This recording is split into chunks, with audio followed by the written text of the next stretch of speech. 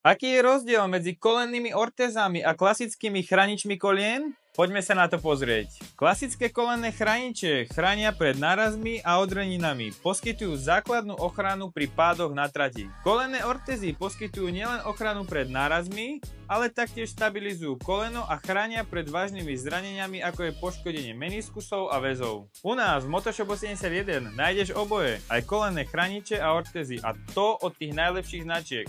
Pozri si ponuku a vyber si. Kolenné chrániče sú vhodné pre rekreačných a hobbyjazdcov a kolenné ortézy sú vhodné pre profesionálov a serióznych jazdcov, ktorí hľadajú maximálnu ochranu. Akú ochranu používaš ty? Napíš do komentára. Ak sa ti video páčilo, tak daj like, ulož si ho, určite sa ti zíde a nezabudni nás sledovať pre ďalšie tipy a triky zo sveta motokrosu. Ahoj! Motoshop 81. Všetko pre motokros a enduro.